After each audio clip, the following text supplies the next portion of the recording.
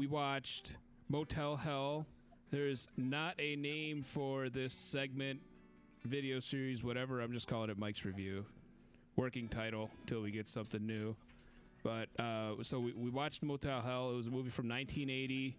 I hadn't seen the cover art. That looked a lot better than what I watched the trailer for about 40 seconds, not even 30 seconds, I don't think, and gave up, and I just said, fuck it, I'll just wait for the movie.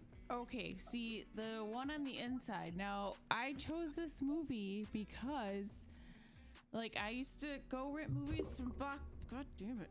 The fucking cat jumped all over. Fucking dick cat.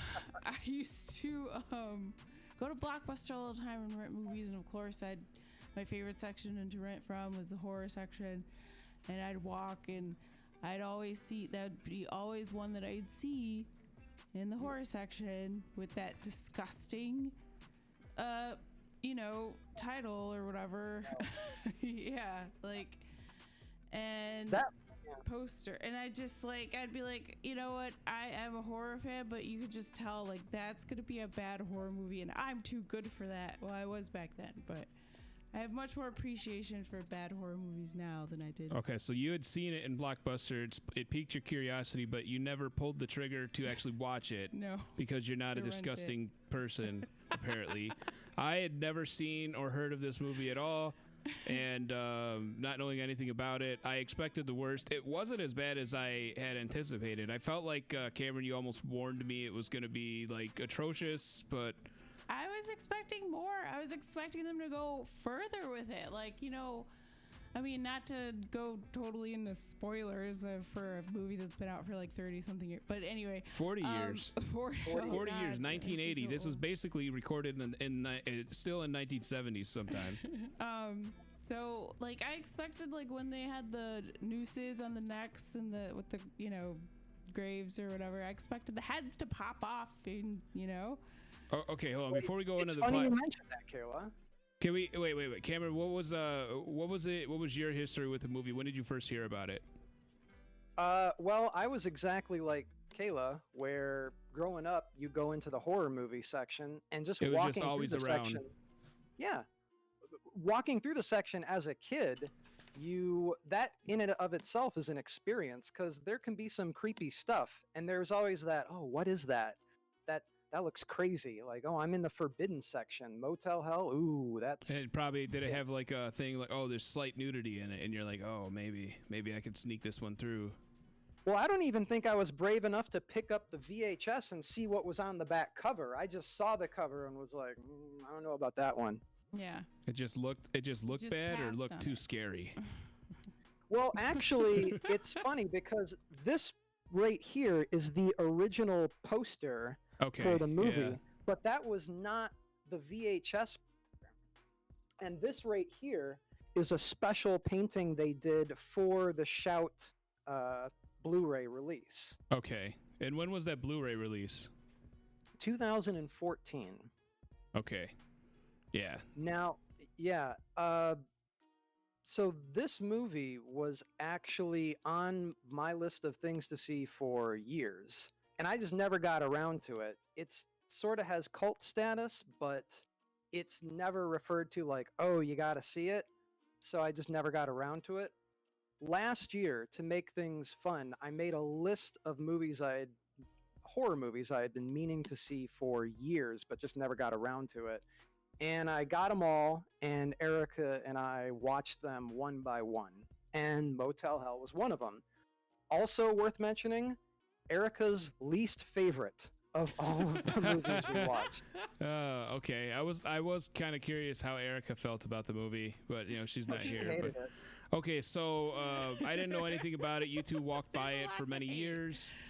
Let's do a rundown of the movie, a very brief rundown. From what I remember, we watched this last night. Yeah. There's this farmer. He sets traps for people in the street, and then when they fall victim to his traps, he'll plant them in his secret garden with their heads protruding, and then feed them until they're ripe for the picking, and then he smokes them in the meat. and makes sausage, and he sells the sausage within a 100-mile radius. It's Farmer Vince's famous. I don't know. There was some slogans in there that were just. I feel like they didn't spend a lot of time working on that. There was one slogan. If you look at the billboard right outside of the motel, the slogan this is it. This is it. We actually talked about that for a minute. We said, wait, that's like right outside of the hotel. Well, what is that like the tagline of his sausage line, or is it like coming off the freeway and you got to go down a dirt ass road, right? And he's got the signs like it's right here. This is it here. This is the place. Or what? I don't know. But that was the best they could do. That was that's the rundown of the movie. He plants people in his yard, and that's his sister, the fat bitch that lives with them. Yeah. Ida is Farmer Vincent's sister. Okay, so his sister helps. Folks that never married. Yeah, his sister helps with the gardening and the sausage grinding and just all around a deplorable person to see on camera at any time. And at one point, she wears a bathing suit that resembles Pugsley Addams' bathing suit from the Addams Family. Well, she's very modest. She's very modest. Yeah. So that's the rundown. Oh, there's also a shit. So there's the four characters. There's Farmer Vince, Ida, and then this. Cop. And then what? The rapist cop? Yeah, the rapist cop that's also the hero, I guess. He tries to rape some girl and then decides after she beats him several times and says no many times. He's like, okay, I won't rape you. You know, yeah, he did look at her really sinister like, so she should have known what she was doing. You might want to rethink your movie a little bit when, you know, the rapist cop turns out to be the hero of this. Well, and like, was he even being the hero or was he being a sore loser? Because the blonde girl, I can't remember her name. What was her name? Terry. Her name was Terry. So Terry is she was part of the first trap that we see from Farmer Vince, and her boyfriend is driving a motorcycle and crashes it, and she survives, but he says that her boyfriend dies, and so, hey, your boyfriend just died in this horrific motorcycle accident. I buried him in the back. Okay, the cop's cool with that. And she's just like, okay, I guess I'll hang out here for a little while. Well, he says he buried him in the cemetery. Oh, in the cemetery, okay. No, but and also they're all like supposed to be okay with that. And then this lady, she's like, I don't know what to do. I'm just so confused. So I'm just gonna stay here in a place that I don't know instead of going home somehow. Like, right? Where? Yeah. How? Like, who was nobody like looking for her? Was she's just like, I'll just hang out here on this fucking hog farm like they don't with have this a guy. phone? Because he had the decency to bury my dead boyfriend, I guess. So Terry, the cop expresses an interest in Terry and takes her out for the cheapest drive-in of all time. She was completely enamored with his ability to drive to a hill and pull out two sets of binoculars. Where also, did you notice that there were like 10 other cars there? Presumably, all of them either watching the film through binoculars, or I guess that was just where people drove to have sex. That was a Bang Out Mountain, yeah. That was where they go to bang, and he kicked them all out, so he could have them out. One car, a nude woman just ran out. Now, why exactly was her reaction to immediately exit the vehicle and just run around the car in a Chinese fire drill type of manner when the cops show up? That's easy, so there could be boobies in the movie. Yeah. That's easy, yeah. I was trying to think of the character's motivation. No motivation. So back to Bang Out Mountain, where officer, I forget his name. What was the officer's name? Do you remember? Oh God, I had that written down. Sheriff Bruce. Okay, so Sheriff Hackle ended up like taking her out for a nice drive-in, but does not pay the admission. It brings out two binoculars, and he's like, here you go. Well, how are you gonna see it? And he's like, because I got another pair. She's like, oh, I'm so wet for you. She thought that was And- so cute too when he pulled the extra binoculars down. She's like, Right. Right. And I was like, oh, that's charming. Okay, so how are you going to listen to it? I'll just radio the drive-in movie, and they'll be like, oh, hey, Sheriff Hackle, you're so, we love you so much. Go ahead, we'll wire it to the CB radio. Oh, okay. You could have just gone in and just said, I'm the sheriff. You want to let me in with this chick I want to boink? They would have been like, fine, whatever. I mean, if they're that friendly to you. But then I guess you won't have Bang Out Mountain all to yourself. So that's when the attempted rape happened. yeah, and after she pushes him away, it's like cute and whimsical. Like, oh my God, I know what that means. I'm going in for more. Yeah. She immediately forgets and is like, I didn't say it. Well, there was that other lady that called. I guess some random passerby was in the road and fell for one of Vincent's traps, and was being chased by him. Which his traps were creative. He had a lot of different traps. One of them for this one was a bunch of cardboard cutouts of cows. And also, apparently, she had like a CB radio in her car, so when he was pursuing her in his truck, she could call the cops. Like, what? But it's like that I'm just so disappointed in the black chick for not just driving through for fucking cardboard instead of being like, I don't want to mess up my car. Like, what? Yeah, Well, are you gonna pay for my underbody repair? Car. Yeah, and she had a gun. She should have shot that motherfucker, too. Well, I'm just saying, like, yeah, you're right. You're right. Like, she picked up the first cardboard cutout. It's like, it's just cardboard or wood. Everything's cool. Like, what did you think this was? Like, is this like a high school prank or? Yeah, and then she just kind of lets him put the mask on her. Like, Yeah, they had to move the movie along. It was already almost 2 hours. But yeah, that's when Sheriff Hackle decides, okay, I'll stop raping you, or I'll stop trying to rape you, and then Terry's just like, oh, okay, well, we're still friends, I guess. You know, I'm not gonna let's go save complain. this girl. I'm not gonna bring up the rape attempt ever again. If we learned anything about Terry's character, is that she gets over things very quickly. Yeah, including her dead boyfriend. That's right. So we're already like halfway through the movie. We didn't talk about a lot of things. So we're first introduced to her when her boyfriend crashes the motorcycle, and when she wakes up, she's in a strange house on a hog farm, and this old man.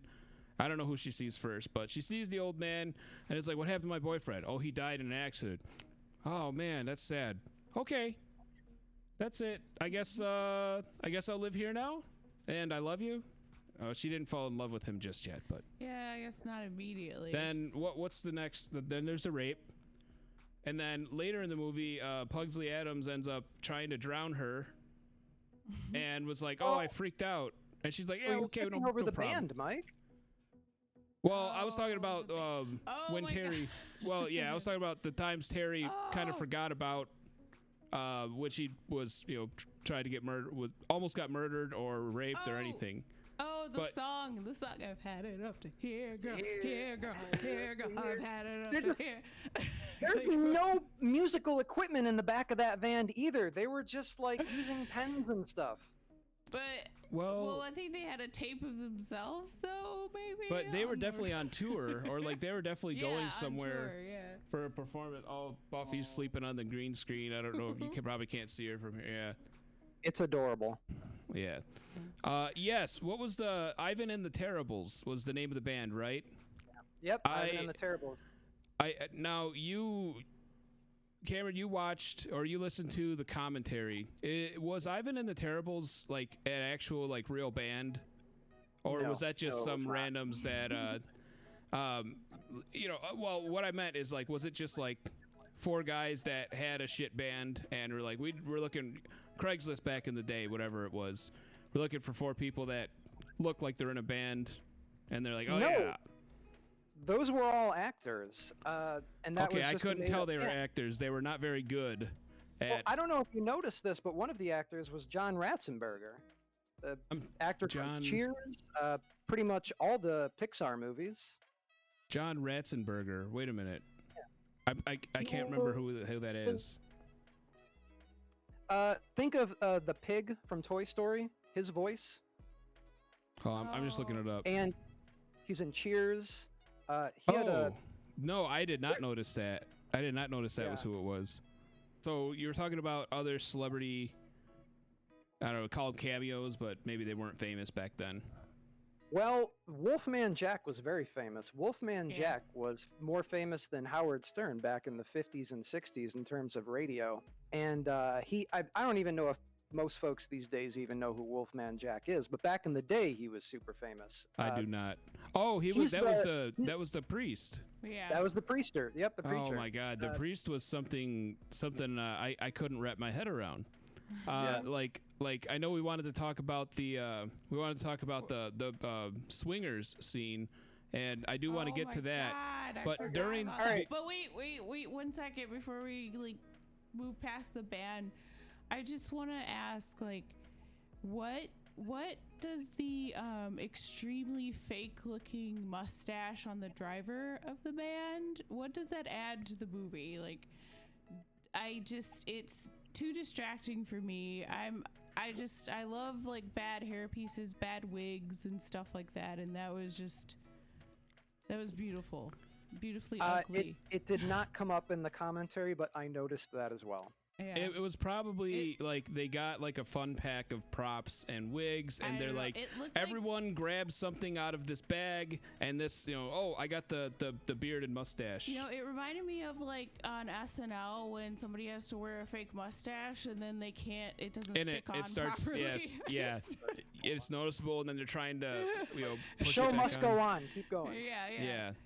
Yeah, but I mean, I noticed it, and I said, man, I want one for like when the times I have to shave, but I don't want to show my face in public without it, even if it looks fake. If you go to Party City, you can get one.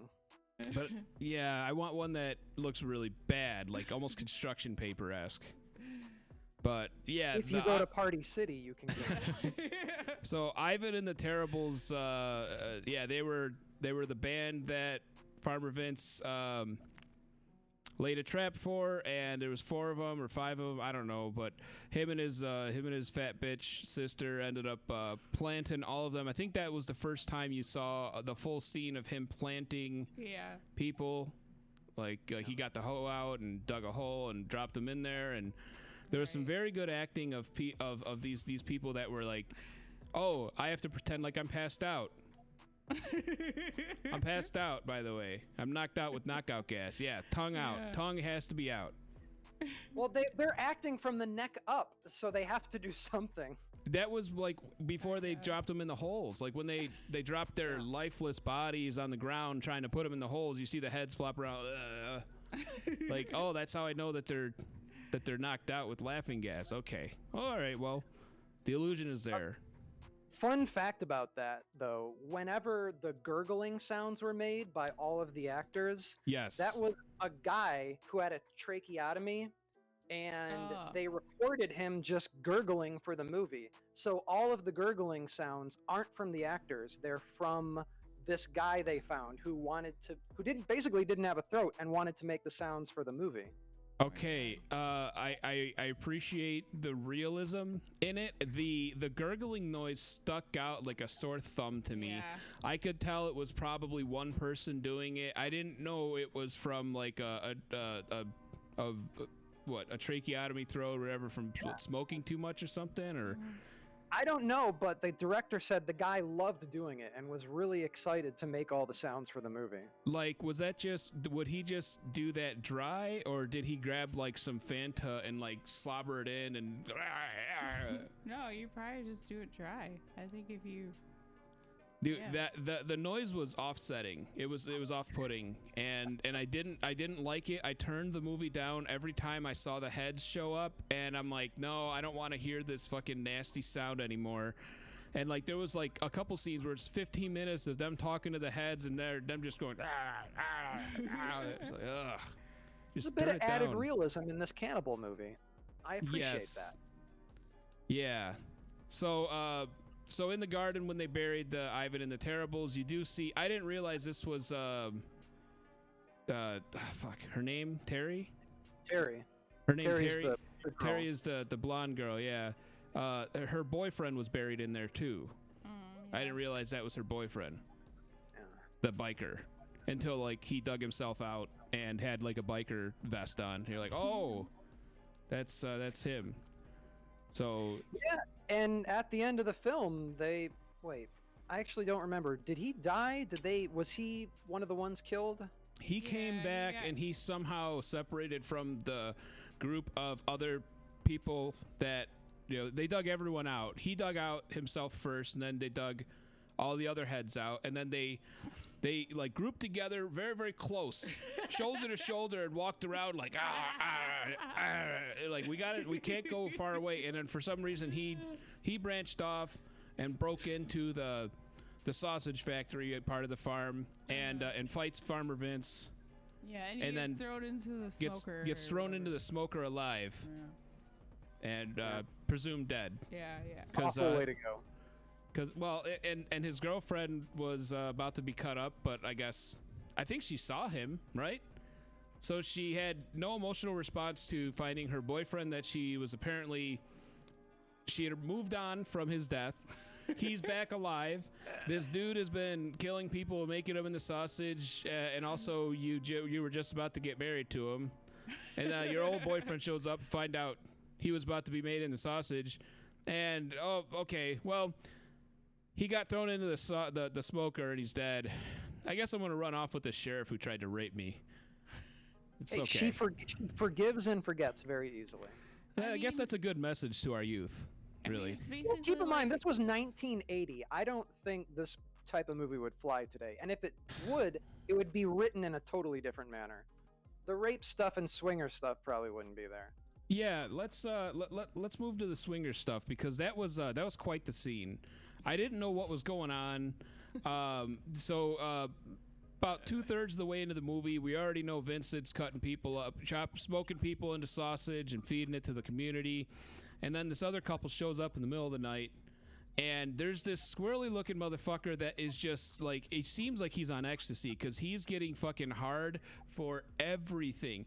Anything that happens, like ring the bell, oh man, that's so hot, or anything that happens, he is so turned on and just ready to plow. And it's like, what the fuck is this guy's problem?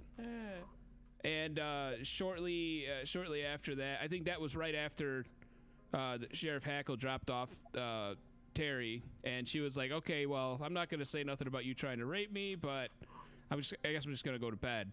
And then after the cops leave, our swinger couple have a brochure, and the brochure apparently, they flashed to it for maybe 2 seconds.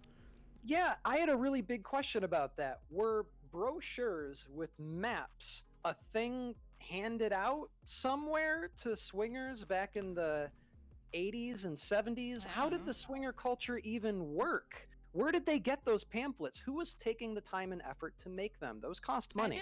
I just thought it was I didn't think it was a swinger thing. I thought it was like what to do in the town. That's kind of what I got from that. When I first saw it, I was like, oh, it's just when you come into town or when you stay at a hotel, they have those little pamphlets like go zip lining or go parachuting or whatever, and like, oh, go to this place for some good jerky or what. And that's what I thought. And then they're like, we got your brochure. This is where we fuck this old man and this fat lady. Like, we're totally down to fuck this fat lady and this old dude. Like, really? So yeah, I don't think it was a brochure to just show the touristy things in the area, because there are two key pieces in that scene. One is, hey, nudge nudge, our place is on the brochure. But then once Ida steps out from the back and she's wearing a robe, there's a visceral reaction from the lady who's like either excited or disgusted. I couldn't quite tell.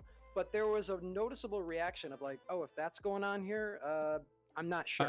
Okay, so they had a brochure just for like a bed and breakfast or whatever, and then they see two people in robes, and they're like, oh, this is where we fuck these nasty looking people. This is where we can get down on it. They seem to be having a lot of fun in that hotel room without the help of anyone else. Hold on, I want to see what it shows. It says hot spots. I mean, they shoehorned that scene in there. It says Vincent's Motel, at the bottom, a swingers paradise. These folks go all out. Okay. So they had a brochure. Someone bought an ad for Vincent's Motel and put a swingers paradise. They saw it and were like, I don't care what shape these people are in. I'm here to fuck. I'm here to plow. And then they see the fat lady and they're like, oh yeah, we are in the right place. I'm excited. Shit. And then once they got to the hotel room, the guy gets dressed in this weird PVC skirt or something. Oh my I don't. God, yeah. That was actually pretty awesome because I had to step outside of like, you know, taking this seriously as a movie. Like I didn't think someone thought this was gonna be the next like Texas Chainsaw Massacre or anything. And like, do you disagree? Well, the movie was meant to be a quirky Texas Chainsaw Massacre. Kind of almost meta in a way. You know, not necessarily a spoof, but kind of aware of its own like stupidity somewhat. Well, this is a whole separate thing, but really the reason the movie is the way it is because it was trying to be one of the first horror comedies that were different from the horror comedies that came before it. So this came out in 1980, a whole year before Evil Dead, which came out in 1981. Oh, okay, and all right. Selling a movie that was two different genres, horror and comedy, back in the 70s was very difficult. This movie was written in 1977, and in 1977, the idea of a Texas Chainsaw type of movie with comedic elements was something the studio wasn't really interested in whatsoever. When did Texas Chainsaw come out? 1974. Okay, all right. So very much inspired by that. What other movies were out around the same time that what might have inspired this? Well, I would say primarily Texas Chainsaw Just Massacre. that, okay. Sure. Although probably worth mentioning, Friday the 13th came out that spring, right around the time. So this movie was shot in 5 weeks in the spring of 1980, and then came out that October in 1980. So the studio, seeing the success earlier that summer from Friday the 13th, wanted a straightforward slasher film from Motel Hell, but they had already shot something that was a horror and comedy movie. So a lot of the marketing for this movie in 1980 focused specifically on the horror elements. So I can only imagine people seeing this movie for the first time and having that swinger scene come up and thinking, what the hell is this movie? Yeah. So back to that swinger scene. The swinger couple, they get put in cabin number 1 or 2 or whatever, the fanciest fuck cabin that they have. And as the lady's playing around in a leotard with a whip, the dude shows up in this weird like drag outfit of like a transparent like plastic dress with lingerie, and I mean and he's ready to go. He was ready when he got out of the car, but like now he's just like, yeah, let's fucking like the ecstasy's kicking in. I gotta get off, and they're waiting for it. Yeah, okay, he just showed up. He's wearing a bra. He's got lube in his belt. He's got fucking ballerina slippers on. I mean, like, this is hysterical. This is actually really fucking funny. And just to throw that in there, like, whoa, what is he wearing? Just any random fucking drag bullshit. It'll be hysterical. But what I liked about this scene was, I guess this Wolfman Jack guy, in the middle of these two, like, getting ready for this fuck fest that they're expecting, it cuts away to a TV where it's like a televangelist leaning back in a chair. Yeah, leaning back in a chair, and the camera's like almost like at crotch level, and he's just like no energy at all. Just, yeah, you know, you guys gotta you gotta send me some of your money, and you know we gotta pray to God together. But yeah, and the entire time he doesn't break from that like no low energy Christian message or whatever bullshit. And I was like, okay, what's going on with this guy? Like, why are they showing this? And it really paid off later in the movie when we saw him in real life. Yeah, he confiscates the porno mag from Sheriff Bruce. And yes. he's like, oh, and then keeps it for himself. Yeah, but he was also speaking in tongues. He was like, "Oh, hey, I'm so happy, Vince, that you're getting married. I'm talking in tongues. Yeah, that's how happy I am." And that was basically it. He took the porno mag, and then we never saw him again. Yep. And then we went back to Vince's home, and Ida, his fat sister, was reading the same porno mag. I guess Penthouse delivered that day. Yeah, oh my god. They were looking at the same centerfold too, by the way. Yeah. Okay. That's how you know it's the same magazine. They just had the one magazine in the props department, and they're like, okay, yeah, give that back. It's for the next scene. Okay, great. So she's looking at the same thing, which I guess isn't that uncommon. That might have been intentional, just as a joke. They could have easily turned to another page where they were like, that had to have be Ida a joke. checking out the same room. Yeah, why not? It's fun. Yeah, it was See if funny. anyone notices. So that was all of Wolfman Jack's role in this, was in the commercial. And they actually shot a scene where Wolfman Jack officiates a wedding at some point in the film, but they cut that out of the movie, I suppose, to allow for more character development with the swingers. I don't really know, but they did cut out some of his stuff from the movie. I mean, I would easily take the swinger scene over like a wedding scene with that guy officiating. I think that's a fair trade. So the swingers were in the hotel.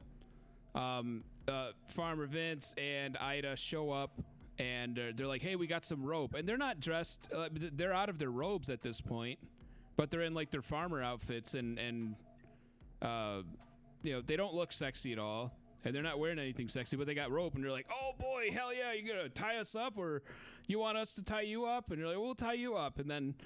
Well, they laughing gas. Is that laughing gas? Oh yeah. Oh, I'll have some of that. Yeah. Well, I'm tied up, and it's like, oh, okay, yeah, all right, easy. So they take them, they plant them. Yeah. No, they did come back at this. Okay. I did laugh out loud at this part at the end when everyone got dug up and they were walking together in a big group. Very close to each other, shoulder to shoulder. You saw all the characters that Vince had trapped and buried. Now they're out to get revenge. And then you see that swinger guy in his fucking transparent dress and his fucking bra and panties and ballerina slippers. I'm like, that's actually pretty fucking funny. Just I don't know if this like gives any kind of like picture, like, well, I don't know. This is just what I pictured like when I saw like the people walking shoulder to shoulder, with the gurgles, the zombie gurgles. The gurgling noises, yeah. Like it reminded me of like a West Side Story game. Like they were gonna like oh, break they're gonna out start in snapping. Song. Yeah, and start snapping. Yeah, like that's. God, if only missed opportunity. They probably wanted to, but I know they wanted to add more comedic elements in there like that. So that would have probably fit well. So, okay, so we went through the first half of the movie and a little bit into the other half. Was there anything before we talk about the ending that we missed? Well, I did want to say one thing. Kayla, at the beginning of this conversation, you mentioned you wanted them to go further in terms of probably like the gore and stuff. Yeah.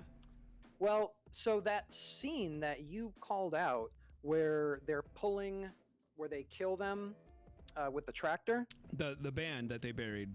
And they put the nooses around their necks and they hypnotized them and then broke their neck by pulling the tractor forward. Yes. So there's a very specific reason why they shot it the way they did. The image of the tractor going up on two wheels was infinitely more disturbing than any sort of gore effect that they would put in, because that's letting the audience use their imagination as to what's happening. Like some sort of special effect of someone's head getting pulled off can be like, all right, that's some gore, all right.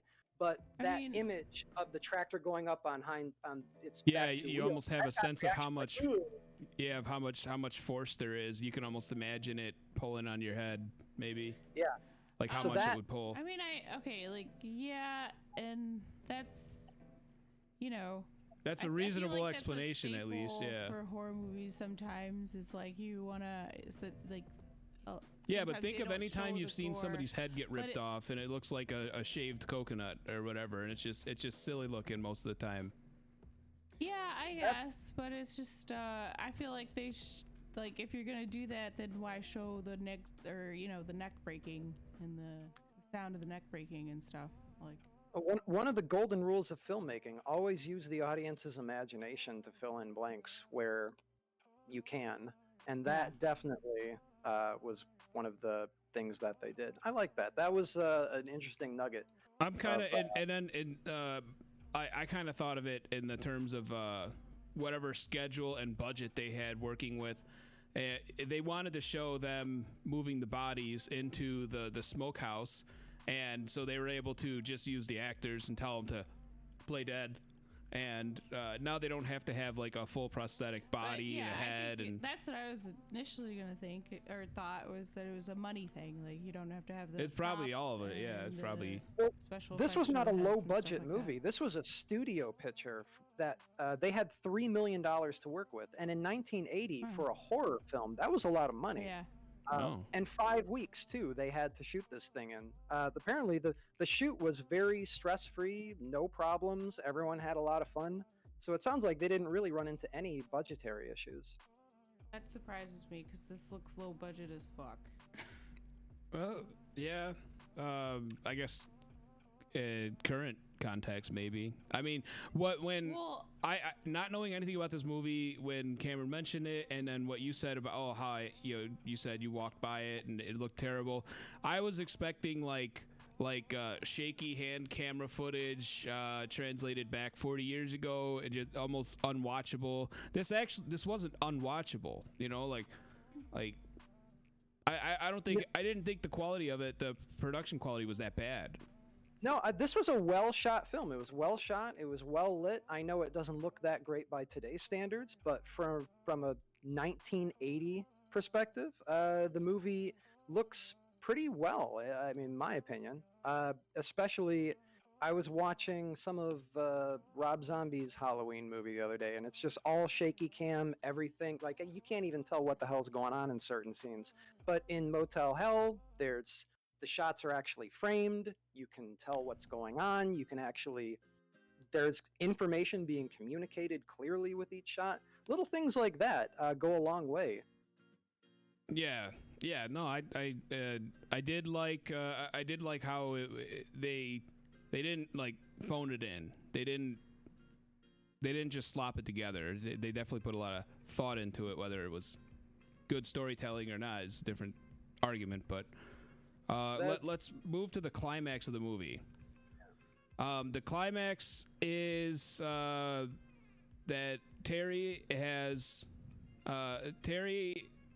discovered the smokehouse, was snooping around, and Ida, in order to distract her from seeing the human remains, was like, "Let's go swimming." And they're like, "Okay, we're gonna go swimming," and we got a tire tube. Well, neither of them know how to swim, they say, and they go in this lake, and Ida tries to drown Terry for some reason, maybe because she's jealous that she's getting all of Vince's attention. Getting all that attention. It seemed like at first I didn't know Ida was his sister. I thought it might have been like his like sister wife, or just wife or something. And then I think you might have said something like, "Oh, how she's his sister," or maybe we looked it up. But yeah, I was wondering if she was trying to get Terry out of the picture so she could keep Vince to herself, if that was part of the story or not. I think she was just jealous in general. Just jealous that some younger, hotter girl is here and getting everyone's attention? Primarily Farmer Vincent's attention. She wanted to just stay there with her brother and keep killing people and making jerky out of them. And then this girl, the idea that he wanted to marry, it's strange I'm justifying this ridiculous shit in the movie. But I'm pretty sure that they just wanted to show that if this girl is going to be in the picture now, she's a third wheel in the eyes of Ida. Yeah, and that was before any marriage talk even. And like she went on a date with the sheriff, so it wasn't like Vince had been talking about how he likes her so much. I don't know, but Anyway, for whatever reason, Ida decides she's gonna try and drown Terry, and she almost does drown her, and then Vince shows up, saves the day, pulls her out of the water, right? Yeah, but yeah, it's just because she said Vincent was gonna teach her how to smoke, right? Maybe that's why she was jealous. Oh, maybe that was, yeah, because Terry, when she got caught in the smokehouse, she's like, oh, Vince said he was going to teach me how to smoke the meat, and maybe that's why Ida got jealous and tried to murder her. Whatever. But anyway, she so does. Vincent saves her from getting drowned, and she's like, oh my God, you saved me. I love you now. And she's like, have me. Yeah, that's right. She's just like, you should totally just plow me, like, right now. We should fuck right now. And then he's like, oh my God, no, I can't do that to you. We should be married first because I'm a gentleman. Yeah, and she's like, oh, so you want to marry me? It's so ridiculous. Like, this is ridiculous. This is stupid. And you know that men wrote this because it's like, oh, okay, so this fucking 20-year-old something is attracted to this 50-year-old, 50 he or saved her life, Kayla. He saved her life. That's the least she could do is make love to him and marry him. You know, it might come as a shock, but this film was actually written by a woman. I'm joking. It wasn't at all. Yeah, I know. I saw Like that. It was written by some brothers or some shit, wasn't it? Yeah, two writer-producers. Yep, this was their brainchild. Yeah. Yeah, so she seems to have forgotten that that Ida tried to murder her, or maybe she just allowed, because Ida was there when she woke up again, and she says, and she's like, oh, I'm sorry, I got scared. You got scared? You were shoving her underwater over and over. Well, also Terry says to Vincent, like, oh my God, you don't know what it's like to be pulled under the water. Yeah, like, but then also make love to me, please. And that was the last we heard of the attempted murder. Yeah. And everything was just cool. Everything's fine now. It's cool. But we're getting married. Yeah, she forgets right away and moves on with her life, and she's ready to get married. Yeah. And that's when Wolfman Jack's talking to the sheriff. He's like, oh, Vince is gonna get married to that hot thing, and the sheriff is like, shit, that's not gonna work. And he flies over there, bursts into the house, bursts into the bathroom when she's taking a bath with her tits out, and he's just like, you're okay? It's like, bitch, you just broke into the bathroom, like, get out of here. And then he tells all Vincent's shit, just throws it all out there, like, yeah, you know, his dick don't work, and his dick don't work, he got syphilis. Yeah, and it's like, you should be with me because I'll try to rape you, and I'll try to break into the bathroom while you're using it, you know, just for your safety. And man, and it's like okay, so obviously yeah, it didn't work. Things were different in 1980, I guess. Where I guess most women would have been like, oh, it was so charming. He busted into the bathroom when I was on the toilet. Yeah, it was real romantic. That's our story. So anyway, I don't remember what happened next, but we end up. Go ahead. Well, Terry eventually goes and sneaks into the smokehouse and gets caught. And that's what leads to her getting tied up on the, little conveyor belt, Wile E. Coyote style. Or, no. No, she didn't get caught. No, Ida was out there with Vince in the smoke shop, and he's like, hey, quit eating this human flesh. And she's like, motherfucker, I'm hungry. Well, but how Terry gets knocked out is because they were celebrating the engagement, remember? And then she gets drugged. Oh my God! Yeah, that's right. She gets drugged so that they can smoke the meat because you know they were yeah. Let's cheers. He's everyone. not ready to tell his future wife that he kills humans and makes the meat out of them. Right, so. But yeah, like you mentioned. Vince, here's your yellow champagne. Ida has her yellow champagne. Terry, here's your green champagne. It's not different. Just drink it. She's like, okay, and drinks it, and then passes out immediately. And they didn't even take her then. They left her in there, and then the sheriff came back while Ida and Vince were in the smokehouse, like cutting up bodies. The band. And Ida's like, man, I'm fucking hungry. And he's like, well, go make a hot fudge chicken sundae. And she goes and she puts fucking old rancid meat that's been sitting out on the counter for like 6 hours, and she smothers that shit with like fucking whipped cream and cherries, and is just fucking smashing old chicken, and she hears the sheriff's back in the house trying to get Terry out of there because I guess it's his turn to rape her or something. But now this was also interesting because Ida shows up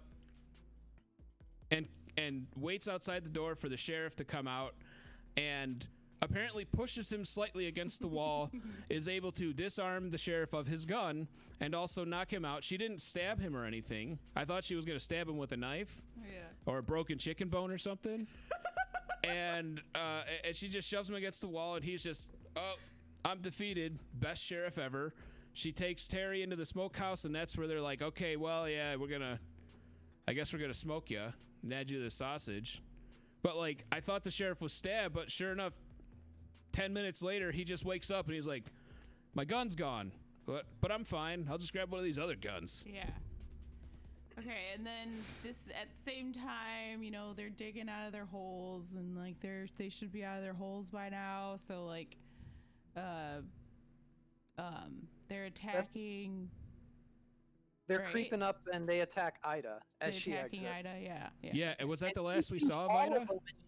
She's not fazed by the numbers. She's like, I can take all this. This is. She's got a very low center of gravity, and she's got to be hard to knock over. And I was thinking, like, if you were actually like buried up to your neck for several days and looked like force-fed some sort of gruel or something, I don't know. They had a funnel in the snorkel and they're dumping flour into it. They weren't thinking straight, corn. that's for sure. That was cream corn? That was creamed corn, yeah. Oh. It looked dry as fuck. That looked like powdered gruel. Just add water. I'm like, it's a cream corn mix. Okay, cream corn mix, yeah. Okay, so no, that wasn't the last we saw of Ida. We saw them sort of tackle her, and well, then they plant her, but not. And then head at the up, end, we saw her planted in a hole upside down, with her feet sticking up, going like this. So we knew that she got what was coming to her, I guess. But okay, so all of them attack Ida except for the biker boyfriend. He breaks into the bar or the smoker house and he attacks Vincent, but then he gets pushed in the smoker, so he's dead. And then the officer shows up to the smokehouse and they fight, and instead of shooting Vincent, he somehow gets his gun knocked away. Yeah. I forget how. Okay, so the sheriff shows up with the shotgun he found in Vincent's house. Right. He blows open the door because it was locked from the outside. Vincent, in the meantime, had tied Terry down to a moving conveyor belt that reminded me of Always Sunny in Philadelphia, where they had like a chopping block at the end, and it's just the generic villainous action. It's like Snidely Whiplash. With the top hat and everything. Yes, exactly that. And then Vincent has put on a pig head, a hog head, like a big hog head. And has a chainsaw. Go ahead. He made a judgment call prior to getting in this chainsaw fight. Hang on, let me get my giant pig head, because that's going to help. The only protection he has, I guess. Or was he trying to mask his identity so that... Because I thought when the pig head came off, the sheriff was going to be like, Vince? That was you? I thought some maniac broke in here, put on a head of a pig, and tried to kill everyone. Damn. But so this idiot officer, instead of just shooting him with the fucking shotgun, he's like, let me place like sword fight you. Well, he charged him.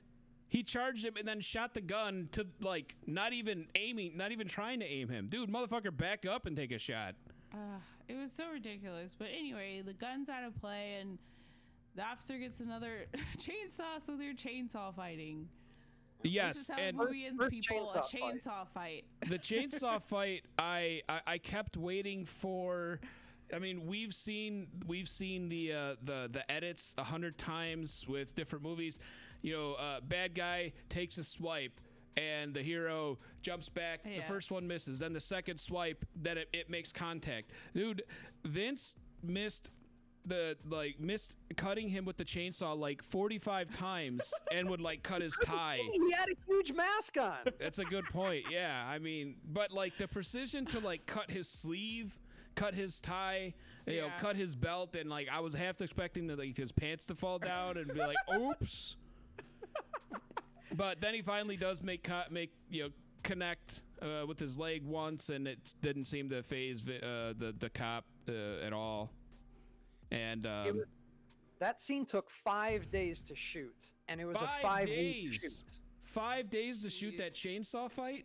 Oh my 5 God. whole days. That was confirmed in the commentary. Also, that pig mask was just styrofoam. And the stunt guy, that wasn't actually Roy Calhoun, the actor. That was a stunt guy. And apparently, he could not see out of that mask at all. So he was just swinging blindly, and they had to keep reshooting stuff because he would never hit what he was supposed to hit. I believe that. I believe that you couldn't see out of that thing. They did have that mask earlier in the movie, like when those two kids went in the smokehouse and they scared them away, I guess. But who was that? That wasn't Farmer Vincent because he was in the motel. I thought it was Ida. Yeah. Oh yeah, probably Yeah. Right.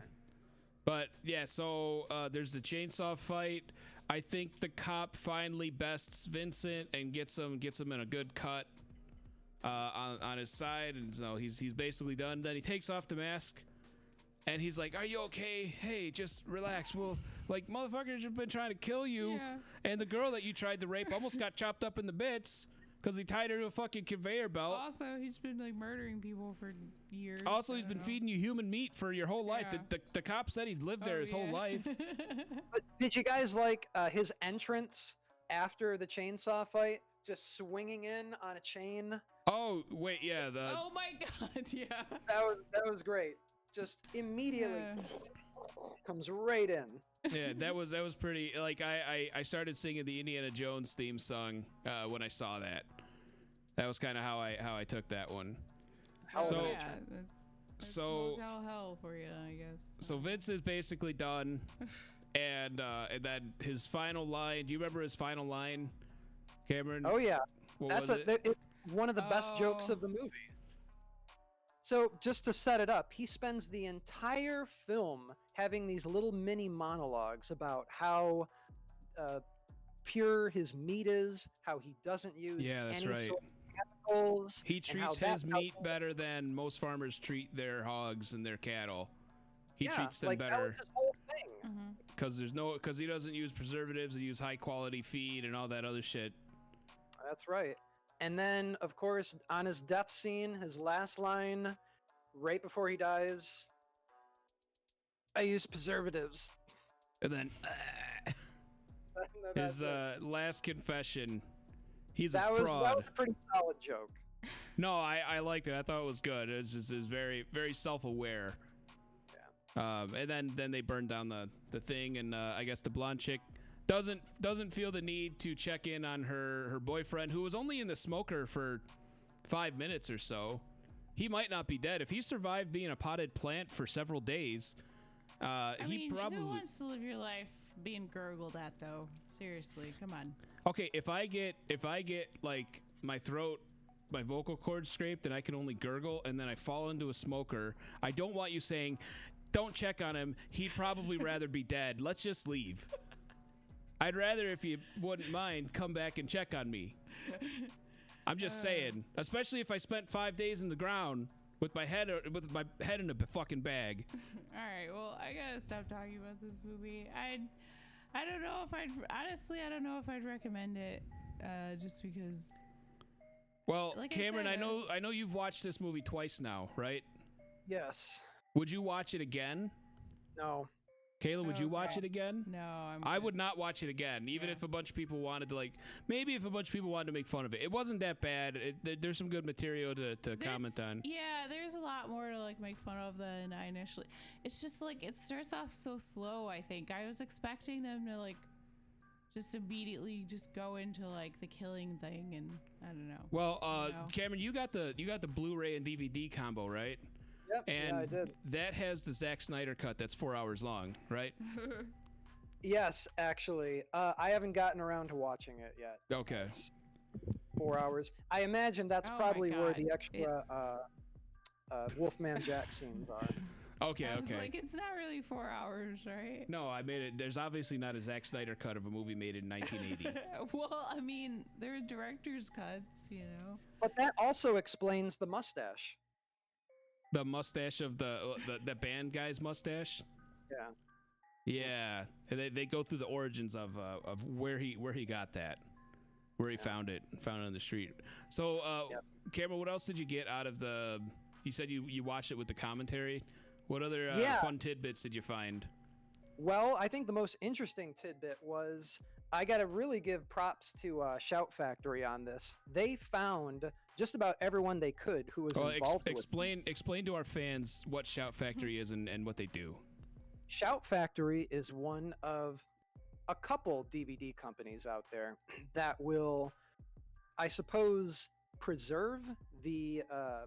They'll get old films like Motel Hell that never really maybe had a bare bones DVD release, and they'll do a rescan of it to get it into the Blu-ray format, and then they'll try and get as many bonus features as they can, like old trailers or interviews with the stars and the directors and the commentaries. They did one for Hackers here.